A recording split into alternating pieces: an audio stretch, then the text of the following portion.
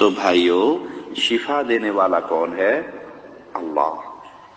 ہاں آپ اس کا حلال راستہ استعمال کریں. کیا آپ سورۃ فاتحہ پڑھیں. کسی کو جن ہو گئے، نظر ہو گئی، کوئی شیطانی معاملہ ہو گیا، کوئی بیماری ہو گئی، سورۃ فاتحہ پڑھیں. یہ آج سے 6 مہینے پہلے کا واقعہ ہے. تحدیث نعمت کے طور پہ اور اللہ کے کلام کی عظمت کے طور پہ سنانے لگا ہوں. ایک شخص کا مجھے فون آیا امریکہ سے کہ میں بیڈ پر ہوں اور مجھے کینسر ہے اور میں خطرناک سٹیج پہ پہنچا ہوا ہوں اور کچھ ہی عرصے بعد میرا آپریشن ہونا ہے، دعا کیجئے گا. میرے پاس اس کی ٹیلی فون کال بھی ریکارڈ ہے. تو میں نے کہا بھائی اللہ تجھے شفا دے، تو بیڈ پہ پڑا ہے، کچھ کر نہیں سکتا. سونے کے علاوہ جب تو اٹھے نماز پڑھنی ہے، کھانا کھانا ہے اور سونا ہے، اور تو تجھے کام کوئی نہیں. مستقل اپنی زبان پہ سورۃ فاتحہ کا ورد شروع کر دے. آج سے مستقل سورۃ فاتحہ پڑھ، جتنا تجھے ٹائم ملے. روز 10 گھنٹے پڑھ سکتا ہے، 15 گھنٹے پڑھ سکتا ہے، 12 گھنٹے پڑھ سکتا ہے. اس کو اپنا وظیفہ بنا. یہ تیرے لیے علاج ہے. رسول اللہ نے اس کو شفا کہا صلی اللہ علیہ وسلم. چند مہینے کے بعد اس کا مجھے یاد نہیں ہے 2 مہینے گزرے یا 1 مہینہ گزرا، اس کی مجھے دوبارہ کال آئی. کہا شیخ آپ نے مجھے سورۃ فاتحہ کا کہا تھا.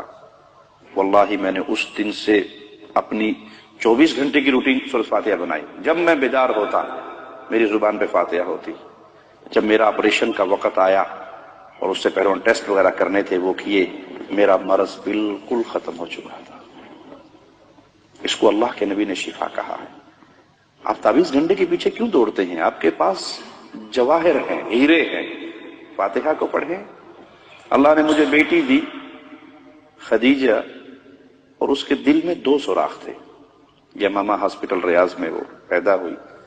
تو پیدا ہوتے ہی مجھے ڈاکٹروں نے جب وزٹ کے لیے میں گیا بیٹی دیکھنے کے لیے، کہا اس کا ایمرجنسی میں فوری آپریشن کرنا ہے، بائی پاس. اس کے دل میں 2 سوراخ ہے، 1 لاکھ ریال کا خرچہ ہے. میں نے کہا میرے پاس تو 1 لاکھ ریال کی حیثیت نہیں ہے، میں کہاں سے اس کا آپریشن کروں گا. کہا نہیں آپ ٹرائی کریں، کوشش کریں، دیکھیں، لیکن اس کا آپریشن ضروری ہے. یہ روتی تھی تو پورا چہرہ اس کا نیلا ہو جاتا تھا. میں نے کہا ٹھیک ہے اللہ آسانی فرمائے گا. میں نے بیٹی لی، گھر آ گیا اور میں نے اللہ کی رحمت سے اسے اپنی گود میں لینا اور سورۃ فاتحہ پڑھنا. بعض دفعہ 2 گھنٹے 3 گھنٹے مجھے ٹائم ملا، آدھا گھنٹہ، جتنا ٹائم ملنا میں نے مستقل اپنی بیٹی کو گود میں لے کے صرف سورۃ فاتحہ پڑھنی.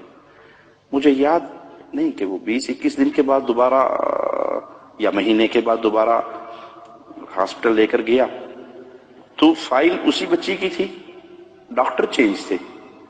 اب وہ مشین سکرین پہ ایکو کر رہے ہیں، نیچے فائل دیکھ رہے ہیں اور اس سکرین کو غور سے دیکھ رہے ہیں. مجھے کہتے کہاں سے علاج کروایا آپ نے؟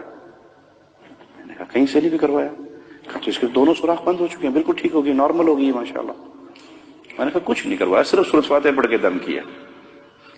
ہڈیوں کے پیچھے پڑے ہوئے ہیں، کوئی دھاگوں کے پیچھے پڑا ہوا ہے، کوئی پیر کے تھوک چاٹنے تک کے پیچھے پڑے ہوئے کہ بابا تھوکی سوٹ دینا ساڈا کم پار، بابا سوٹا مار دے. کئی بابے سوٹے والے ہیں، سوٹا مار دے، بس سوٹے سے ہمارا کام.